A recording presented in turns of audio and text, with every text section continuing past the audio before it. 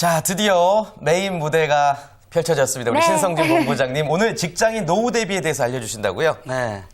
아무래도 우리가 직장에서 열심히들 다들 일을 하고 계시는데 네. 열심히 일하는 이유를 가만히 생각해 보면 결국은 살아있는 동안 편하게 경제적으로 좀 풍요롭게 살고 싶어서 그런 건데 종착점을 보면 결국은 노후 준비죠. 그래서 오늘은 직장인 노후 대비라는 주제에 대해서 한번 이야기를 해보도록 하겠습니다. 네, 사실 저는 이제 막 30대에 들어섰기 때문에 네. 20대까지만 하더라도 이 노후다, 노후 준비, 노후 대비 이런 이야기를 들으면 가슴에 잘 와닿지 않았는데 점점 더 이제 좀 준비를 해야 되지 않을까, 나도 좀 신경을 써야 되지 않을까라고 생각했던 그런 이야기이기 때문에 네. 오늘 주제가 왠지 가슴에 팍 와닿는 것 같습니다. 그래요. 잘 들어보도록 할 텐데, 자, 먼저 그럼 시작해야 될게요. 노후 준비는 언제부터 시작하면 좋을지 네. 이것부터 알려주실까요? 네, 그 가장 많은 분들이 질문하는 것 중에 하나인데 제가 생각할 때는 시기는 빠르면 빠를수록 좋다. 어허. 왜 그러냐면 빨리 시작하면 적은 돈으로 준비를 할 수 있기 때문에 예. 뭐 사람들마다 좀 조건이나 상황들이 좀 다를 수 있습니다. 수입이나 이래 다를 수 있지만 가장 근본적인 대원칙이라고 하면 빠르면 빠를수록 좋다.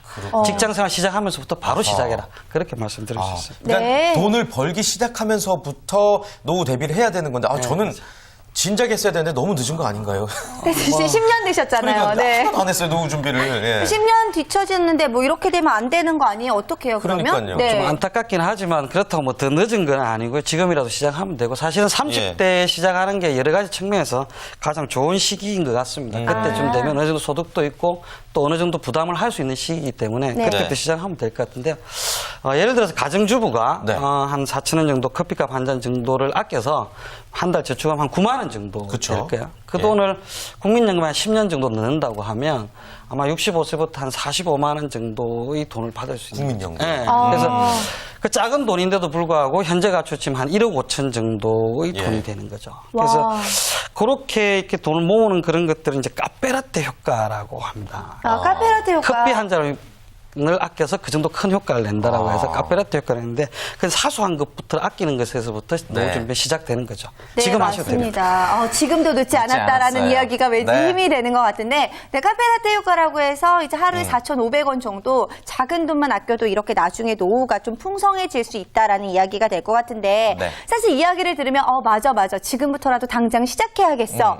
이런 희망이 생기기는 하지만 사실 참 먹고 살기 힘들잖아요. 그쵸. 근근히 하루하루를 살아가는 입장에서 이 돈을 아껴서 노후까지 준비를 한다. 이거 좀 쉽지 않은 부분이 될 것 같기도 하고 스트레스로 다가오는 부분도 있는 것 같아요. 네. 제일 먼저 생각할 게 투자해서 수익에 올인을 내려고 올인하는 것도 필요하지만 제일 중요한 거는 직장 생활 오래 할 생각을 하셔라. 그게 최고의 노후 준비를 위한 재테크 방법이다. 그런 말씀을 드리고 싶어요. 그렇군요. 그러니까 자신의 직업으로 롱런하는 비결이 첫 번째 재테크다. 예. 와. 이게 근데 말처럼 쉽지는 않은 것 같은데. 네. 그래서 아무래도 이제 투자를 해야 되죠. 예. 투자를 하는 거는 수입의 일정 부분을 떼서 자기 개발을 위해서 투자를 해야 되는 거죠. 투자. 그러니까 그게 뭐 주식을 투자를 하든 채권에 투자하든 금융상품에 투자하는 것처럼 예. 자기가 어떻게 보면 인적 자본이라는 건데 그 자본에 투자를 해야 되는 거죠. 마음을 딱 결심을 하고 투자를 해야 돼요. 사실 저희가 재테크 뭐 이런 이야기를 하다가 갑자기 자기 개발 이런 예. 이야기가 나오니까 조금 당황스러운 부분도 있는데 사실 저희가 전에 직장인 탐구 생활을 통해서 자기 개발에 대한 이야기를 나눠봤었잖아요. 그렇기 때문에 좀 일맥상통하는 부분이 그래요. 있지 않을까라는 생각이 들기도 이제 하고요. 자신의 몸값을 올려라 뭐 이런 말씀이신 것 같은데 네. 그런 전략도 어떤 구체적인 부분들을 준비를 해야 되죠.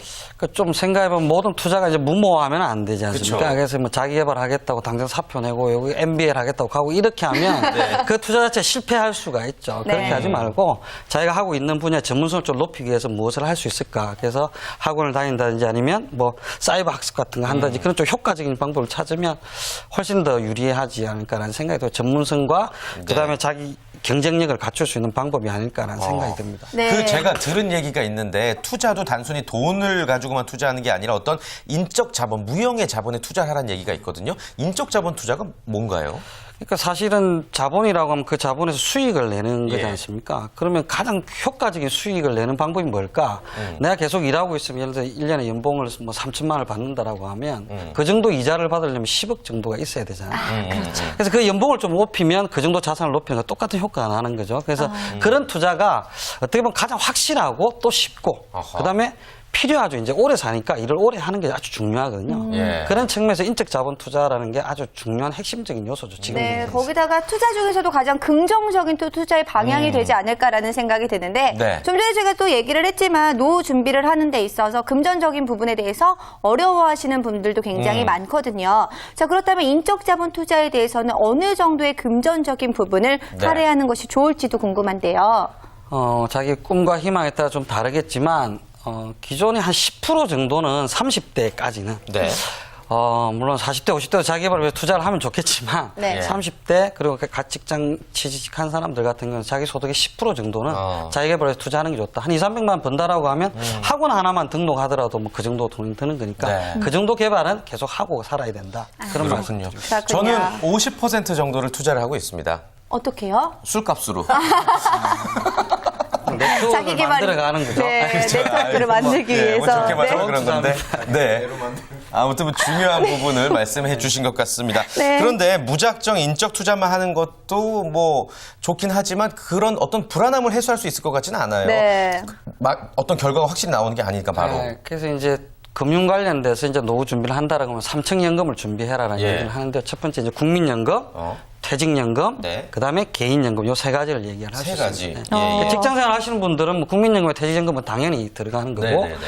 개인연금은 이제 본인이 선택하는 건데 소득공제가 되는 범위 안에서 선택을 하시면 되는데 월 한 33만 원 정도 뭐 그 정도 지출을 하게 될 것 같습니다. 네, 거기다가 요즘 뭐 적립식 펀드 투자에 대한 이야기도 많이 나오던데 이건 어느 정도가 좋을까요? 그래서 이제 그 정도 수준을 하면 아주 기본적인 생활은 삼청연금으로 된다고 보고 네. 거기서 자기가 자기 소득 한 10% 내외에서 저축이나 그다음에 투자를 노후 대비용으로 뭐 다른 저축은 또 더 할 수 있는 건데 노후 대비용으로 그 정도를 하시면 나름대로 뭐 불안한 상태는 벗어날 수 있다. 아주 풍요롭지 않을 수 있어도. 아, 네, 그렇다면은요, 이제 노후 자금에 대한 준비에 대한 이야기도 조금 더 본격적으로 네. 해봐야 될 것 같은데, 매월 불입해야 되는 적정 기준선이 있을지도 궁금한데, 어느 정도가 좋을까요? 그래서 이렇게 보통 저희들이 생각할 때는 한 10% 정도에서 시작을 하라고 말씀을 드립니다. 네. 그래서 예. 자기 상황에 따라 좀 왔다 갔다 할 수 있지만, 그리고 이제 뭐 맞벌이를 하느냐 안 하느냐 이런 다른 여러 가지 변수가 있지만, 10%는 시작을 해라. 직장 시작할 때부터, 생활 시작할 때부터. 그럼 조금 전에 알려주셨던 그런 방법들로 내 연봉의 10% 정도는 써라라는 말씀이 그렇죠. 되겠죠? 그 삼청연금 제외하고 나머지 한 10% 정도는 노후 준비를 위해서 시작을 해라. 근데요, 그러니까 10%가 어떻게 보면 굉장히 크지 않을 수가 있는데 적당한 금액일 수 있는데 여기저기 지출할 곳이 너무 많아서 못 쓰시는 분들 많거든요. 저도 그런 케이스고. 예. 그러니까 남는 돈으로 저축을 할 수 있는 사람이 없죠. 왜 그러냐면 뭐 다른 건 다 오르는데 내 월급만 그대로 그러니까요. 있다. 뭐 이런 이야기들이 있으니까. 예. 그래서 사실 지출 통제를 안 하면 답이 없습니다. 네. 왜냐하면 너무 사야 될 것도 많고 사고 싶은 것도 많고 이런 세상이기 때문에 특별히 또 30대 같은 경우는 자녀 교육비, 양육비, 예. 사교육비 이런 것들이 부담이 많아서 이런 것들을 지출을 하다 보면 뭐 저축할 수 있는 돈이 하나도 없죠. 그래서 네. 이런 문제들을 놓고 부부가 같이 이야기를 하면서 어떤 기준을 가지고 우리가 할 건지 그런 얘기들 하고 기준을 세워서 하지 않으면 노후 준비가 상당히 힘들죠. 예. 그렇습니다. 자, 앞으로 더욱더 인간의 평균 수명이 더 늘어난다고 하잖아요. 그렇기 때문에 노후에 대한 철저한 준비와 대비가 좀 필요할 것 같은데요. 네. 자, 오늘 하우머니에서는요, 직장의 노후 대비에 대한 이야기 함께 나눠봤습니다. 자, 그럼 마지막으로 정리 멘트 좀 부탁드릴게요. 제가 말씀드린 지금 첫째는 자기 자신한테 투자하라 이런 네. 말씀을 드렸고요. 소득 한 10% 정도를 투자하는 게 좋을 것 같다. 두 번째는 이제 삼청연금 구조 만들고 그다음에 적금이나 펀드 같은 투자를 좀 했으면 좋겠다. 예. 그다음에 지출 통제해야 된다. 지나친 교육비 같은 거 지출 좀 줄이고 그다음에 카페라떼 효과 얘기하면서 좀 사소한 것도 좀 아껴라. 그다음에 마지막 좀 덧붙여서 얘기해드리고 싶으면 배우자가 직장 생활을 안 하는 경우에 조그만 돈이라도 국민연금, 그 임의가입 제도를 이용하면 네. 아마 작은 돈으로 큰 효과를 누릴 수 있지 않을까 노후 준비를 위해서 그런 생각을 합니다. 네. 그렇군요. 이미 네. 가입하신 분들의 또 요즘에 그 퍼센테이지도 굉장히 늘었다고 네, 하던데 아무튼 좋은 말씀 많이 도움이 되셨을 것 같습니다. 자, 유용한 재테크 정보 가장 중요한 거는요. 정보를 알려드리는 거에서 떠나서 정보를 체득하고 그것을 빨리 다른 사람보다 빨리 습관으로 만드는 게 아닐까 생각이 듭니다. 자, 오늘 하우머니 씨가 아주 좋은 시간이었고요. 다음 주 이 시간에도 알찬 정보 기대해 주시기 바라겠습니다.